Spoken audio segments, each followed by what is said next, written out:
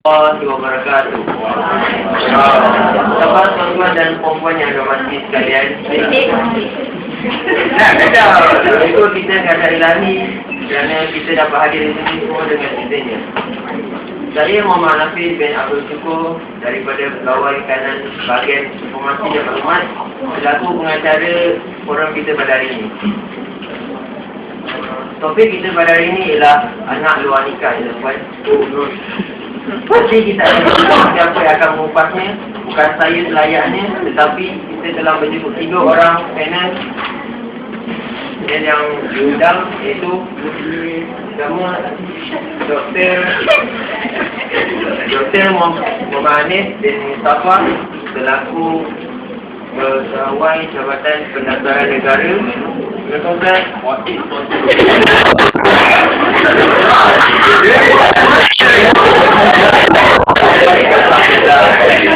dan juga panel kita yang seterusnya Datuk Talil bin Tafsir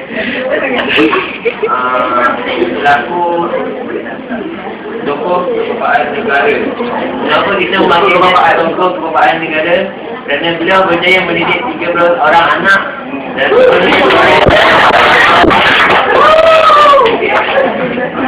tidak asing lagi panel kita yang terakhir, iaitu Ustaz Muhammad Syahmi selaku Pegawai Jabatan Agama Pematuan Islam Malaysia. Bagaimana Ustaz hari ini, Ustaz? Sihat? Alhamdulillah. Topik kita pada hari ini memangnya hangat diperkatakan sama ada di media elektronik, apa-apa maupun di kaca TV. Baiklah, izinkan saya untuk mendefinisikan maksud anak luar nikah. Anak luar nikah ialah anak yang dilahirkan tanpa berbin atau berbintikan makhluk kandungnya dan juga hasil daripada persetubuhan tanpa ikatan hantar antara ibu dan bapa anak tersebut. Jadi untuk mendapat pengetahuan lebih lanjut lagi, mari kita bertanya kepada panel kita yang pertama, iaitu yang berbahagia Dr. Muhammad Hanif bin Mustafa tentang hal ini. Jadi doktor, anak luar nikah ni berpunca daripada maksiat. Jadi bolehkah doktor terangkan ni kalau lebih dalam lagi erti atau masa anak luar nikah ni? Silakan Ustaz.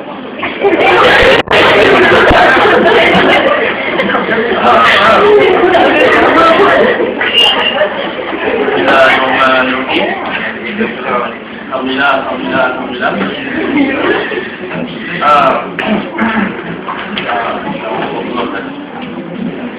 Anak luar nikah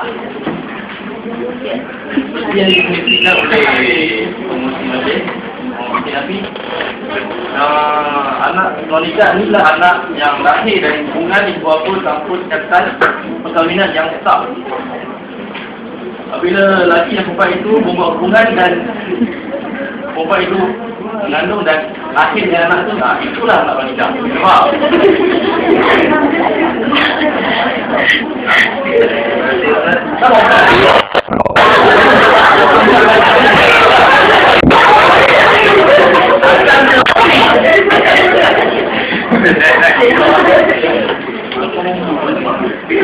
Akan tetapi je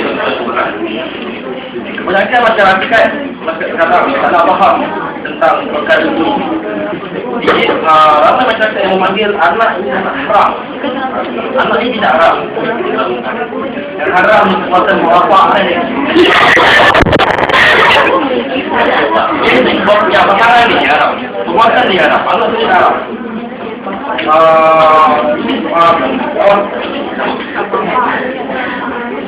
Anak ini tidak patut digelar sebagai anak. Yang menjadi masalah pasangan zina yang tanpa ikatan perkahwinan itu haram. Jadi zina ni adalah satu masalah yang zina. Dalam ingat zina. Dia juga dilarang daripada dekati. Tuan-tuan sudah tahu kan dia dilarang. Dia dikatalah tak usah berfikir tentang itu. Tolonglah. Bagaimana pula dengan pendapat Ustaz macam ni? Masih tuan penjara. Saya ingin Contoh apa yang dicakap oleh Dr. Mustafa. Mustafa. Cara ringkasnya, anak berwanita ni bermaksud anak yang lahir hasil daripada hubungan pembinaan atau satu ikatan pernikahan yang sah. Memang benar anak haram ni, anak wanita ni tidak boleh buat apa, fenomena ini kita panggil sebagai anak haram. Sebenarnya dia tak baik, itu memalukan dia. Sebenarnya kita haruslah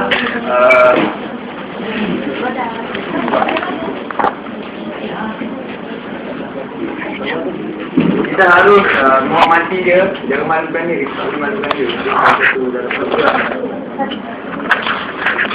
Katakan firman Allah SWT dari surah Al-Tin ayat 4. Dunia kami telah menciptakan manusia dalam bentuk yang sebaik-baiknya dan berlengkapan sesuai dengan keadaannya. Dekat sini kita jelas dapat mentafsir bahawa setiap makhluk yang dilahirkan itu bersih dari segala dosa.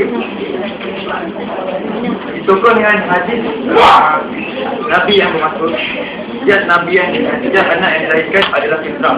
So maka makhluk yang dilahirkan itu dosa dari segala dosa lah.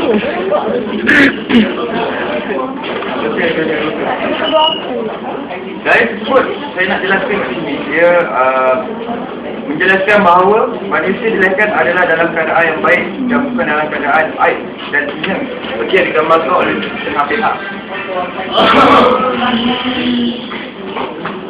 Patutnya kita sebagai orang Islam ni kan memulakan antara satu sama lain, bukan kita ketuk dia, sudah dia tahu dia nak bukan menindas dia, buat dia malu, dia pada perasaan, tidak perasaan.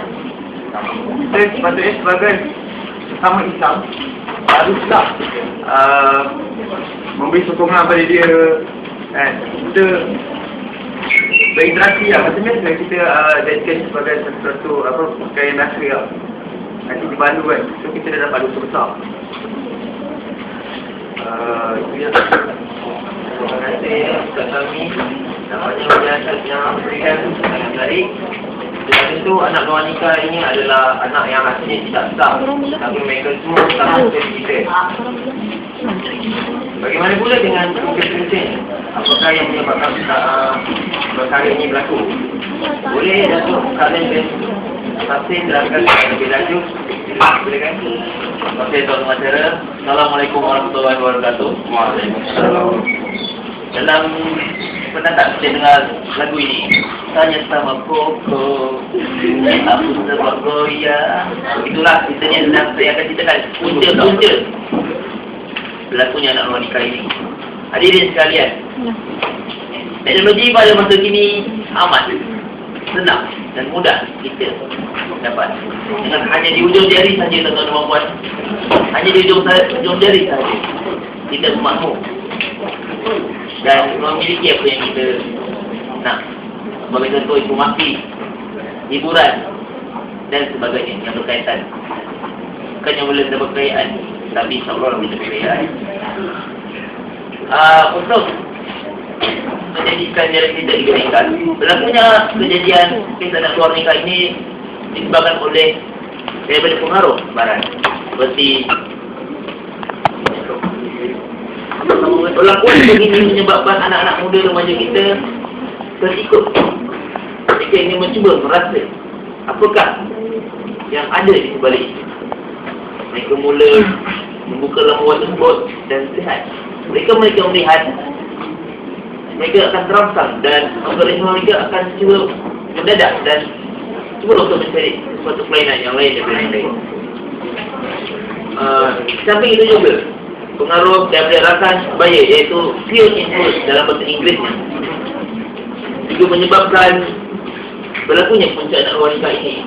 Akibat daripada desaan, godaan dan dorongan daripada rakan sebaya yang turut sama melakukan aktiviti yang tidak bermurid ini, menyebabkan anak-anak remaja kita terlibat juga. Oleh itu, saya sarankan ibu bapa dan diri kita sendiri, yang dimana dapat mestilah mengelakkan daripada berlakunya diri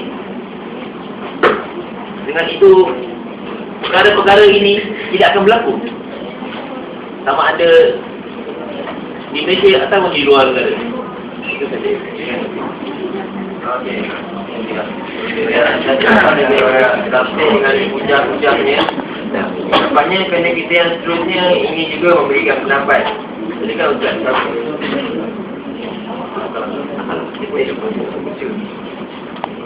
kasih semua penjara.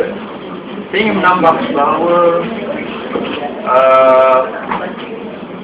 punca-punca yang paling kita boleh lihat daripada segi akidah dia, sebenarnya keluarga ni memainkan peranan yang sangat penting. Apabila keluarga tidak memberikan didikan yang cukup kepada anak-anak mereka, mereka mudah terpesong. Dan maka mereka tak ada panduan untuk tak ada panduan hidup. Maka dia mudah terpesong dan mudah dengan terpengaruh. Pada mereka yang mudah terpengaruh ni, confirm dah pasti kaitan tu cantik sikit je, cuit sikit je, dia akan melencong, terus melencong. Maka kat sini dia tengok tanpa didikan yang agama yang cukup, maka anak-anak tak dapat menguatkan diri, menguatkan iman, kita dapat menguat nafsu lah. Tetapi ada lagi satu faktor, bila ada didikan agama tapi tak praktikan, itu pun salah satu punca-punca yang menyebabkan ada anak luar nikah ni bermula serak. Bila ada belajar agama tapi keluarga tak praktikan, macam ibu bapa diorang ni, ibu bapa diorang ni sebagai kita panggil apa, role model. Role model. Maka kalau ibu bapa ni dia tak tunjuk contoh yang baik, pakai ketat-ketat, pakai anak ikut dekat sini, bila dah pakai tebal-tebal ni dia dah biasa kan. Maka kat luar nanti lelaki yang tengok tu dia tak tenang kan jiwa dia. Sebab kata rakan saya Ustaz Farikul Amin, dalam cara dekat Insta, jiwa lelaki takkan tenang apabila perempuan menendahkan auratnya. Saya masih ingat lagi. Nak saya terangkan lagi? Saya kan. Terima kasih. Terima kasih Ustaz. Nampaknya punca-punca ada orang anak wanita ni banyak sebabnya yang menurut sekalian. Seperti mana yang kita ketahui itu daripada internet, di mana anak-anak muda telah menyalahgunakan teknologi maklumat yang serba canggih ini. Tambahan lagi dengan keadaan di rumah di mana ibu bapa tidak menerapkan didikan agama terhadap anak-anak mereka. Seterusnya kita akan beralih ke soalan yang terakhir, iaitu apakah langkah-langkah untuk menangani masalah ini.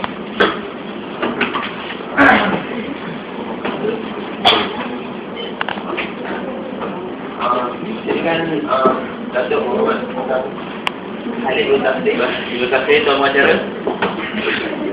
Langkah-langkah yang perlu kita ambil, bagaimana yang kita perlu tahu, masyarakat berperanan sebagai salah satu komuniti di mana kita memerlukan kerjasama antara satu sama lain.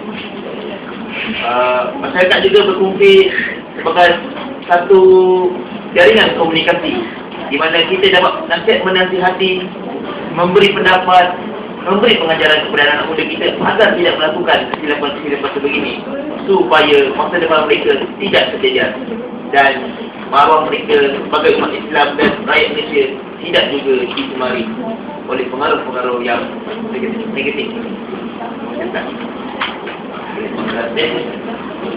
Hal ini juga, kita janganlah mengamalkan peribahasa ini. Jangan melepaskan enam untuk senang. Dia lontar. Maknanya kita jangan mementingkan diri sendiri apabila kita hidup berkelompok. Janganlah mula mengamalkan peribahasa ini. Jangan jaga tepi kain perang. Jangan lagi amalkan. Perlu jaga. Nak tak nak. Kalau tak jaga, nanti yang menjadi sebelah jiran tikam mak bapak, sebelah jiran buat rumah peraturan. Siapa tahu? Tak tahu. Jadi kita perlulah jangan mengamalkan sedikit. Jangan kait sangat. Okey, di samping itu pihak kerajaan juga memainkan peranan yang penting di dalam menggerakkan aktiviti-aktiviti untuk mencegah aktiviti-aktiviti yang tidak mengurat ini, kejadian-kejadian kes anak luar nikah ini. Sebagai contoh, kempen-kempen. Hal ini kerana kempen-kempen ini akan menyebabkan rakyat-rakyat kita mula berfikir, apakah kesannya, apakah akibatnya jika berlaku kes anak luar nikah? Apakah cara untuk menghalang dari berlakunya anak luar nikah ini? Mesej-mesej yang disampaikan akan disematkan di dalam jiwa anak-anak muda kita, disematkan di dalam jiwa ibu bapa kita, dan supaya dia dapat disebarkan sampailah ke generasi masa hadapan. Di samping itu juga penguatkuasaan undang-undang sebagai contoh, pusat jagaan hak, pusat perlindungan wanita berikut Ihsan dapat juga memberi perlindungan terhadap wanita-wanita yang menjadi mangsa keterngandungan.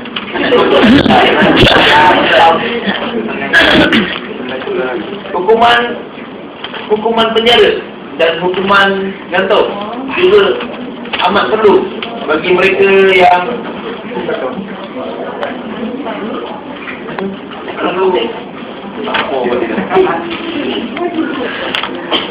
hukuman penjara dan hukuman gantung juga amat perlu dilaksanakan. Hal ini kerana mereka yang melakukan, mereka yang membuang anak luar nikah ini dan membunuh anak luar nikah ini perlu disabitkan dengan kesalahan, perlu disabitkan dengan hukuman yang berat dan setimpalnya. Kerana anak luar nikah ini tidak berdosa, mereka yang tidak tahu dosa, mereka yang berdosa ini melakukan dosa. Jadi dengan cara inilah kita dapat menangani masalah anak luar nikah ini. Terima kasih doktor dengan melakukan Datuk.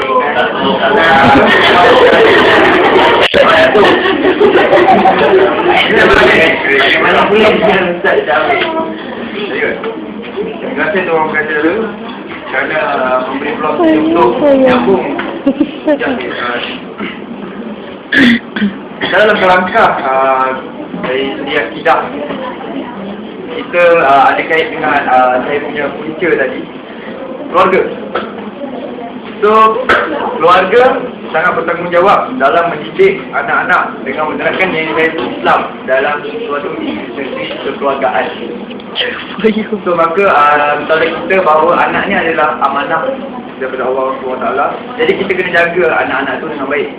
Bila kita terapkan didikan agama yang cukup, nilai-nilai Islam yang cukup dan mereka, sudah tentu mereka dapat melindungi ataupun bawa diri dia kepada dia pandai bawa diri. So dia tak akan mudah terjerumus dengan isu anak luar nikah.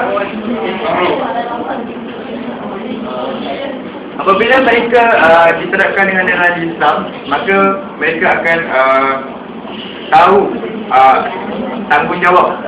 Secara otomatik dia akan tahu tentang tanggungjawab. Dia ada 4 tanggungjawab yang sangat penting. Yang pertama, kita haruslah sedar bahawa remaja bukanlah masa untuk berseronok sahaja, tetapi perlu mencari ilmu dan meningkatkan ilmu kerana ilmu dituntut oleh Allah SWT. Kedua, tidak mudah terpedaya dengan unsur negatif. Budaya baik kita ambil dan kita fokus dalam masa yang sama kita menjadi dan memerdekakan ilmu. Yang ketiga, tidak reka dan habiskan masa dengan berhayal dengan perasaan cinta.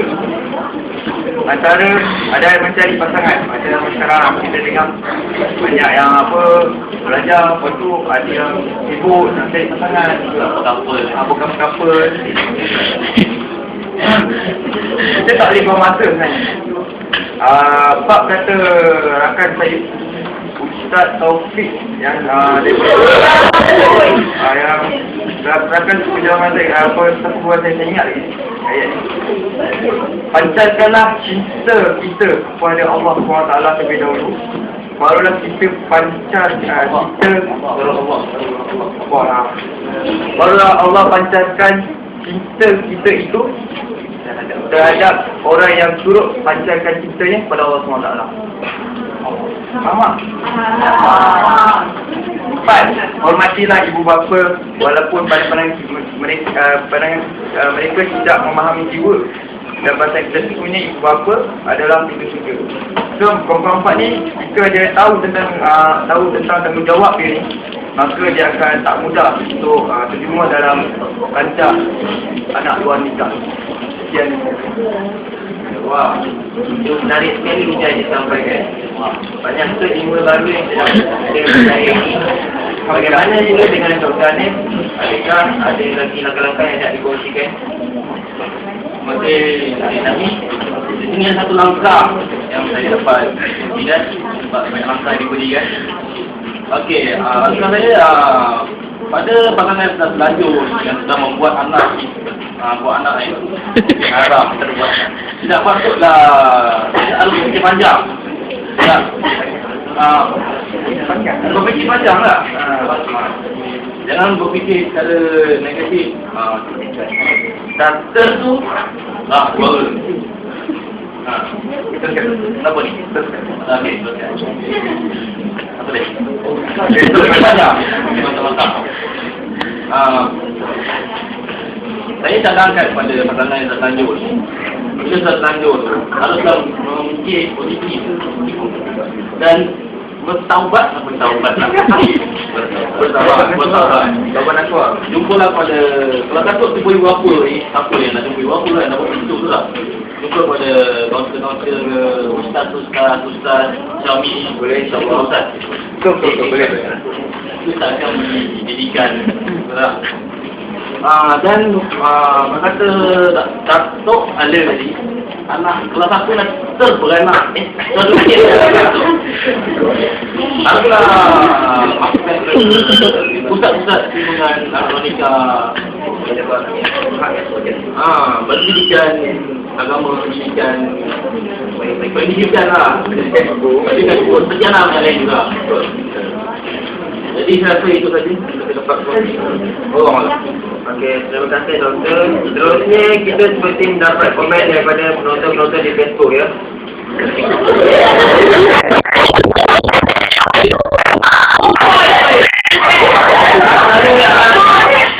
Ada salah satu komen yang dapat saya bacakan di sini ialah percaya tuan-tuan.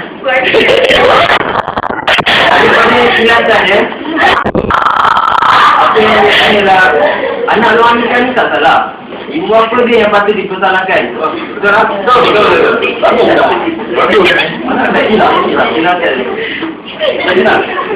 Okey, komen yang seterusnya daripada Tipa ya. Komen, masyarakat haruslah menerima kehadiran anak luar nikah. Janganlah menindas mereka. Tidak begitu ya? Betul. Memang betul. Okay, komen yang terakhir dapat saya ambil adalah daripada Bella ya. Komen ni lah, langkah-langkahnya kahwin awal je lah.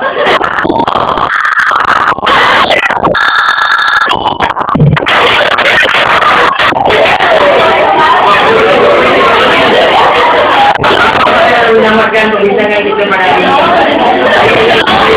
Penonton jika ada soalan untuk ditanyakan.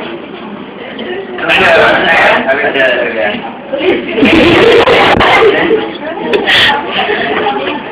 Berdasarkan undang-undang yang diberikan, dapatlah kita ketahui sedikit tentang pengertian punca dan langkah-langkah tentang anak luar nikah ini. Natijahnya, anak luar nikah adalah anak yang tidak berdosa dan tidak boleh disesalahkan dan seharusnya bertanggungjawab atas perlakuan semua pada mereka. Sekian, terima kasih. Dan topik berbeza. Waalaikumsalam warahmatullahi wabarakatuh.